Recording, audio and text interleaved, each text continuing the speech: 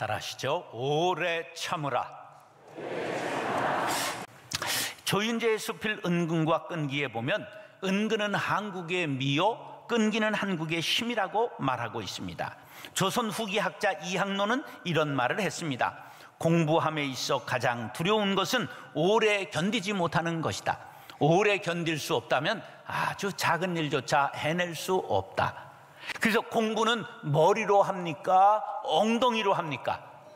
네, 얼마나 잘 앉아서 견디는가가 공부를 결정하는 거죠. 이렇게 오래 참는 것을 강조하던 우리 민족이 1960년대부터 고도의 산업사회로 고도 성장을 이루면서 민족의 심성이 빨리빨리로 바뀌기 시작해서 조급한 것이 우리의 특징이 된 것입니다. 옛날 우리 어머니들의 시집살이의 고달픔은 말로 다 할 수 없었어요. 고추, 당추 맵다 한들 시집살이만 더 할까 보냐, 이런 노래 가사가 다 있었거든요. 그래서 우리 어머니들은 오직 인내 하나로 그 고된 세월을 견뎠죠. 이런 말 들어보셨죠? 벙어리 3년, 귀머거리 3년, 소경 3년. 지금은 시어머니가 그렇게 해야 되는 것으로 바뀌었습니다. 보고도 못 본 채, 듣고도 못 들은 채, 알고도 모른 채 이렇게 참다가 마음의 병을 얻게 되는데 그 병을 화병이라고 말하죠.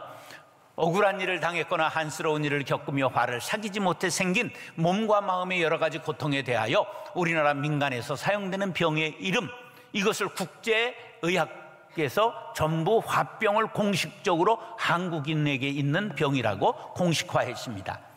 증세로는 주로 가슴이 답답하고 숨이 막힐 듯하며 뛰쳐나가고 싶고 뜨거운 뭉치가 뱃속에서 확 치밀어 올라오는 증세와 불안, 절망, 우울, 분노가 함께 일어난다. 갱년기 증세하고는 다른 거예요. 이거는 요새는 주로 시어머니들에게 있으니까 뛰쳐나가지 마시고 교회로 오시기 바랍니다. 그런데 현대에 들어와서는 참지 말아라, 참으면 병될라, 이렇게 말하잖아요. 그래서 이게 밖으로 발산하는 것까지는 좋은데 사람들이 참을성이 줄어들고 조급하게 되고 화를 잘 내서 은근과 끈기의 민족성이 사라지게 된 것이지요. 이혼이 증가하고 폭력이 많아지고 고소 고발이 폭증하고 있습니다. 그 결과 피로사회라고 하는 말까지 등장하게 되었습니다. 그런데 성경에서는 오래 참으라, 길이 참으라, 그런 말씀이 많이 등장하고 있습니다. 사랑하는 형제 자매 여러분, 오늘 말씀을 상고하는 중에 오래 참으라는 말씀의 중요성을 깨닫고 인내의 열매를 따는 복된 신앙인들이 될 수 있기를 예수님의 이름으로 축원합니다. 딸새 사랑하면 오래 참을 수 있습니다. 제가 자랄 때만 해도 어른들이 이런 말씀들 하셨어요. 참을인 자 3개면 살인도 면한다. 그럼 어떻게 하면 오래 참을 수 있을까요? 사랑하면 오래 참을 수 있습니다. 75년 8월에 천왕호라고 하는 배가 동해로 오징어 잡이를 나갔어요.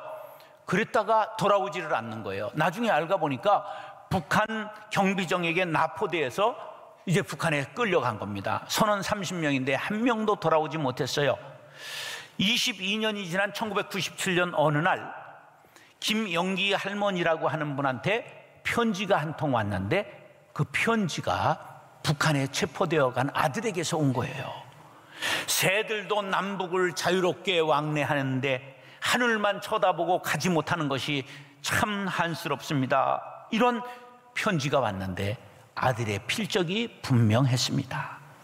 그래서 22년 떨어져 있는 아들을 구하기 위해서 8년 동안이나 중국의 교포에게 돈을 줘가면서 아들을 찾게 하고 아들을 데려나오도록 했는데 8년 걸려서 드디어 아들을 데리고 나오는데 성공했습니다. 그래서 아들이 62세가 된 고명섭 씨인데 30년 만에 아들을 만나게 된 거예요. 이미 어머니는 84살의 호호 백발 할머니가 됐습니다.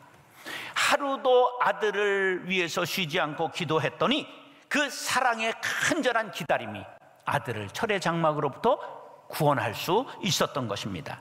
그동안 세상은 3번이나 바뀌고 국가도 납북된 그들을 다 잊어버렸지만 어머니의 사랑만큼은 결코 아들을 잊을 수 없었던 것입니다. 30년의 기다림 끝에 기어코 죽기 전에 아들을 품에 안게 된 것이지요. 4절, 7절 시작.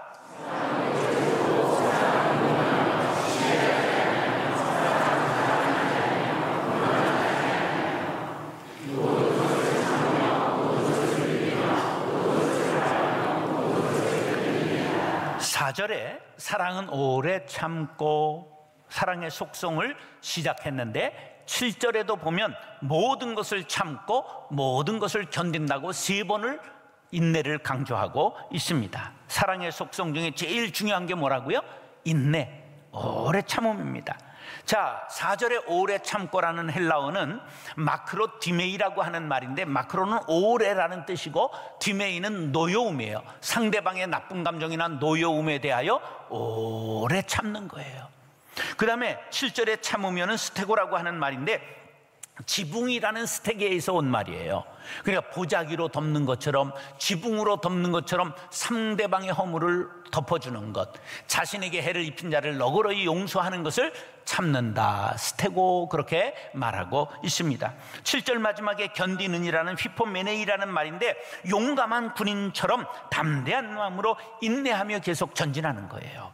우리가 어떤 일이 있을 때 주저앉지 말고 용감하게 군인처럼 전진해야 될 줄로 믿습니다.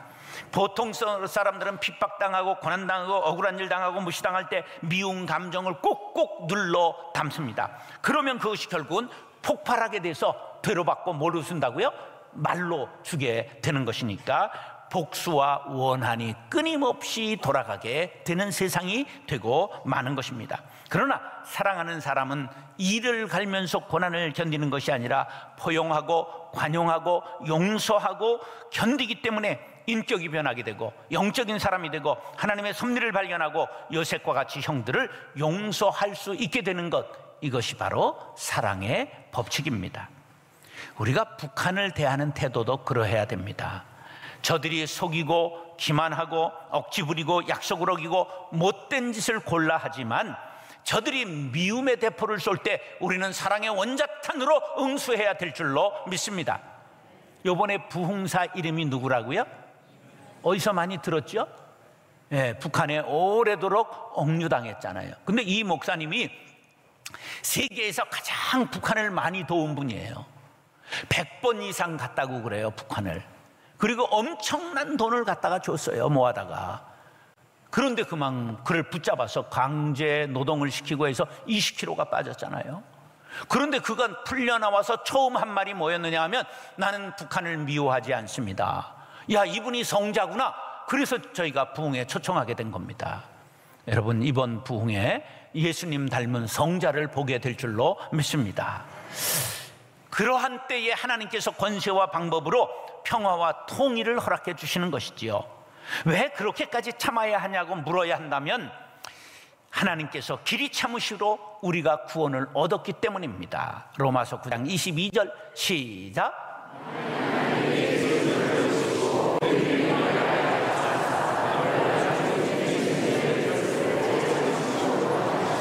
밑줄만 시작. 하나님이 오래 참으시고 덮어주셨기 때문에 우리가 구원받은 것을 믿으시면 아멘 하시기 바랍니다. 그러므로 그 사랑을 받은 우리들이 형제를 마땅히 사랑해야 된다고 하는 것입니다. 어떤 분들은 이런 말 합니다. 난 다 참아도 저 사람만은 안 됩니다. 그런 사람이 있어요. 이번만은 안 됩니다. 그러한 때 예수님의 말씀을 기억하시기 바랍니다. 누가복음 22장 51절 시작.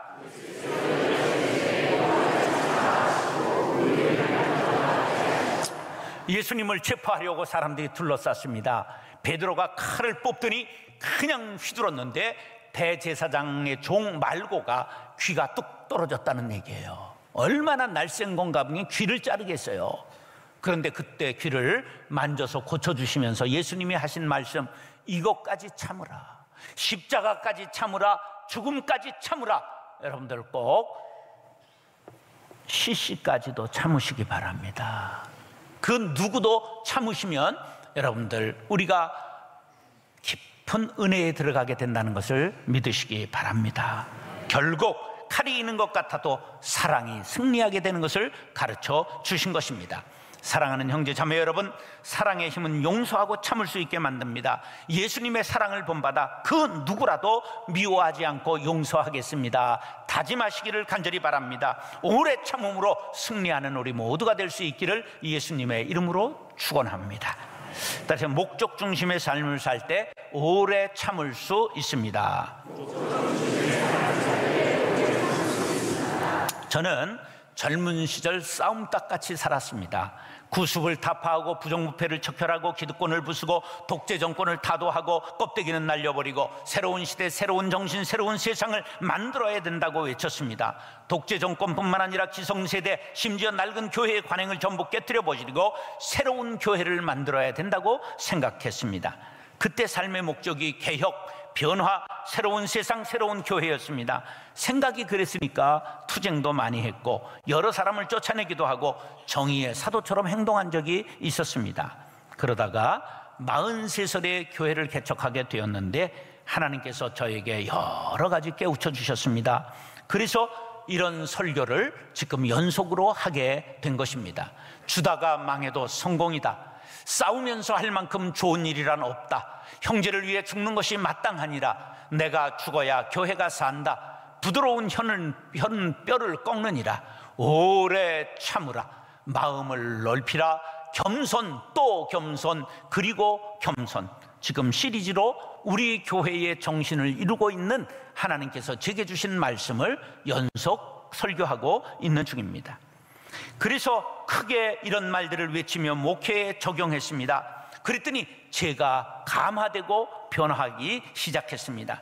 저의 목적은 교회가 되었습니다. 바른 교회, 깨끗한 교회, 날마다 개혁하는 교회, 사랑이 넘치는 교회, 섬기는 교회, 인재를 양성하는 교회, 상식이 통하는 교회, 이런 교회를 만들기 위해 내가 죽어야 하고 내가 참아야 하고 내가 먼저 손 내밀고 내가 먼저 사랑으로 행해야 한다는 결론에 도달하게 된 것입니다. 아직 성화되지 않아 때로는 분노가 치밀어 오르기도 하고 미운 마음이 들기도 합니다. 그러나 그때마다 참습니다. 참을 수 있는 것은 교회를 위해 사는 것이 저의 목적이 되었기 때문입니다. 교회는 건물이 아닙니다. 성도 한 사람 한 사람이 교회요, 교인들의 모임이 교회이기 때문에 교인들에게 상처를 주는 것이 곧 주님의 몸된 교회를 상처내는 것임을 깨달았기 때문입니다. 이렇게 교회가 목적이 되고 교회가 삶의 목적이 되니까 보이는 것이 있습니다. 왜 다툼이 일어나고 왜 교회에 분쟁이 일어납니까? 그것은 교회가 목적이 아니라 자신이 목적이 되기 때문입니다. 자기 자신이 목적인 사람들은 자기 자신을 위해 헌신합니다. 그렇기 때문에 자신이 기분 나쁘면 천국도 안 가고 화를 내고 토라지고 삐지고 다투게 되는 것입니다. 교회는 하나님께서 독생자 예수님을 이 땅에 보내주시되 죽이시고 그 핏값으로 사신 가장 고귀한 단체임을 알아야 합니다. 에베소서 5장 25절 밑줄만 시작.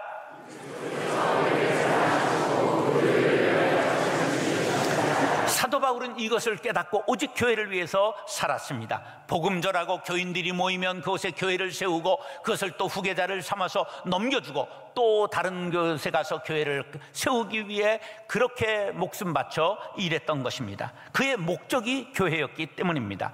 교회는 하나님의 아들 예수의 피로 사신 교회임을 알았기 때문입니다. 사도행전 20장 28절 시작.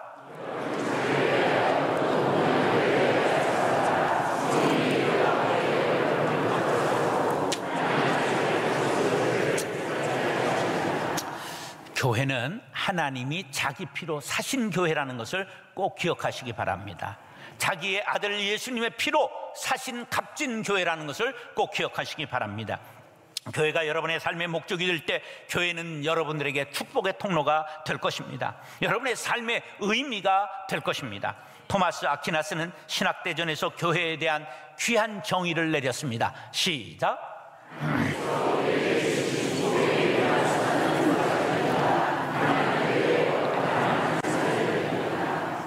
이것을 현대적으로 재해석하면, 우리 기독교적으로 해석하면 이렇습니다. 시작.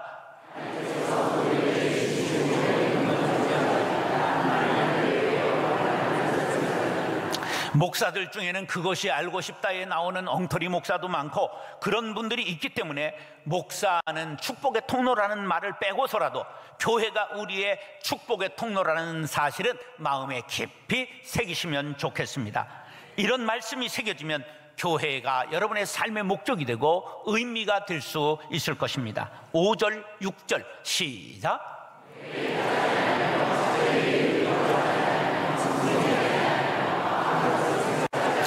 밑줄만 시작.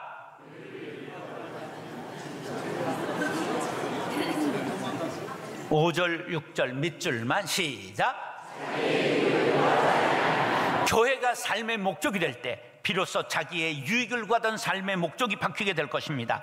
교회의 유익을 끼치는 일꾼다운 일꾼, 머슴 중에 상머슴, 충성된 일꾼이 될 것입니다. 그런 일꾼이 되기를 원하시면 아멘 하시기 바랍니다. 사랑하는 형제 자매 여러분, 내 속엔 내가 너무도 많아 주님이 들어와 쉴 곳이 없다면 비극입니다. 내 속에 내가 너무 많아서 아내가 들어올 수 없고 자식들이 들어올 수 없다면, 남편이 들어올 수 없고 우리 부모님들이 들어올 수 없다면 그것처럼 큰 비극이 어디 있겠습니까?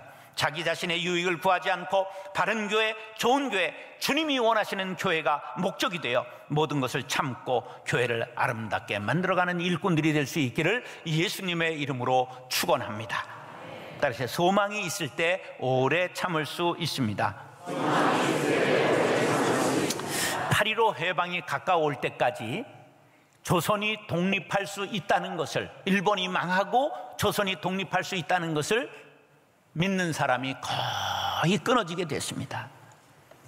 그랬기 때문에 일본의 나라를 빼앗긴 지 30년이 지나자 도저히 우리나라는 이제 살아날 수 없다고 생각한 지식인들, 시인들, 문인들, 이런 분들이, 유명한 지식인들이 다 친일하게 되고 말았습니다. 그래가지고 학도병으로 나가라, 징용으로 나가라 막 권고하는 방송을 하고 글을 쓰기 시작했습니다. 그런데 그런지 얼마 안 가서 해방이 되고 말았어요. 그들은 평생 친일파라는 불명예를 안고 살게 된 것입니다.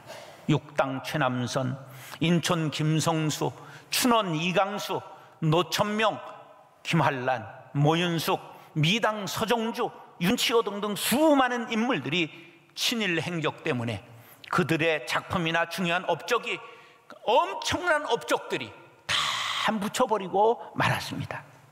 얼마나 가슴 아픈 일이고 민족적 손실인지 모릅니다. 그러면 이들이 왜 이렇게 친일을 하게 된 것일까요? 한마디로 말해서 소망을 잃어버렸기 때문입니다. 민족의 해방이 오리라는 것을 소망하지 못했던 것입니다. 나라를 빼앗기고 이름까지 빼앗기고 정신까지 빼앗긴 채 캄캄한 방, 어둠의 터널을 지나고 있었습니다. 그러나 밤이 깊으면 깊을수록 동토오는 새벽이 가까이 온다는 것을 믿음으로 소망하시기를 바랍니다. 소망은 오래 참을 수 있게 하는 명약입니다. 소망은 견디게 하는 능력이 있습니다. 7절 시작.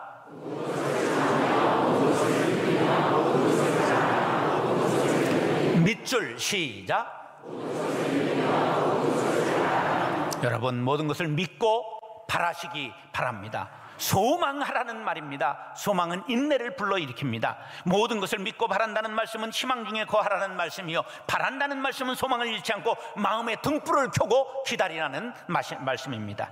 제가 오늘까지 목회할 수 있었던 것은 저의 어머니가 소망의 끈을 놓지 않고 기도하셨기 때문입니다. 저는 어머니가 38에 난 막내입니다.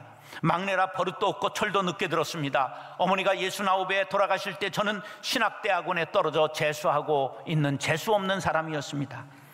교육전도사였는데 아무런 희망이 없었습니다.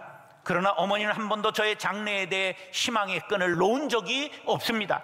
그 근거가 무엇인가 하면, 어머니가 임신하시고 꿈을 꿨는데 우리 할아버지, 시아버지가 나타나더니 얘야, 그리고 지팡이를 하사하셨는데 이 지팡이가 금으로 된 금지팽이였습니다.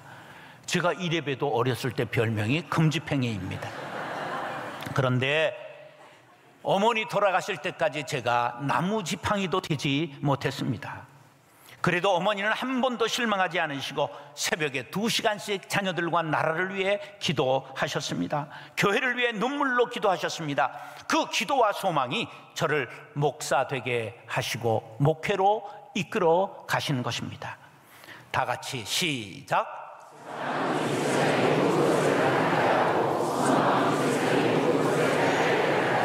사도 바울이 믿음을 가졌는데 그의 믿음은 큰 일을 가지는 원동력이었고, 사랑은 끝까지 수고를 마다하는 힘이 되었고, 소망은 끝까지 참게 하는 능력이 되었음을 데살로니가전서 1장 3절에서 이렇게 말씀하고 있습니다. 시작.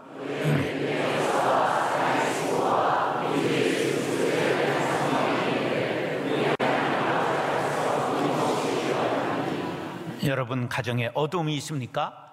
소망을 가지고 인내하시기 바랍니다. 자녀의 장래가 어둡습니까? 기도로 소망의 심지를 돋우시기 바랍니다. 하나님께서 여러분의 기도를 들으시고 자녀가 마침내 사명을 발견하고 일어나게 될 줄로 믿습니다. 히브리서 10장 36절 시작.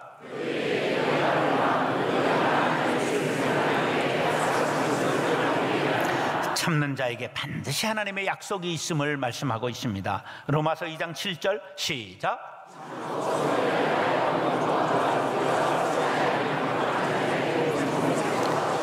참고 선행하는 자에게 무엇을 주신다고요? 영생을 주신다. 할렐루야. 야고보서 5장 7절 시작.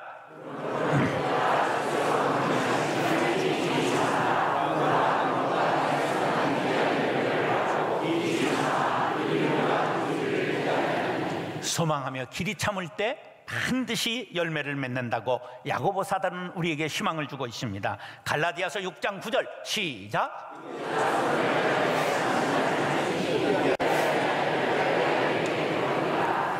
질병으로 고통받는 이들이 있습니까? 재정적으로 몹시 어려운 분들 계십니까? 앞길이 캄캄하신 분들 이 자리에 있다면 낙심하지 마시기 바랍니다. 포기하지 마시기 바랍니다. 소망의 등불을 켜시기 바랍니다. 반드시 좋은 날이 올 것입니다.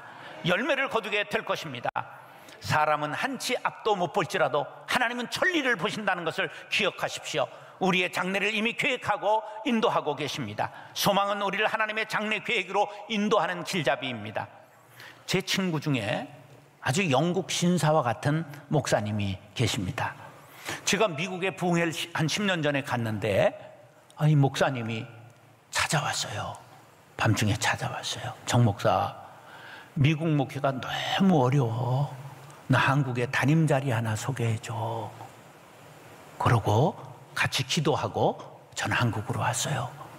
근데 그런 후에 6개월이 되었는데 짠 하고 한국에 등장했는데 호남에서 제일 우리 교단에서 큰 교회 담임으로 부임했습니다. 할렐루야. 우리는 캄캄해서 앞길이 없다고 말할 때 하나님께서는 우리의 길을 예비하고 계신 것이죠. 디모데후서 2장 10절 12절 시작.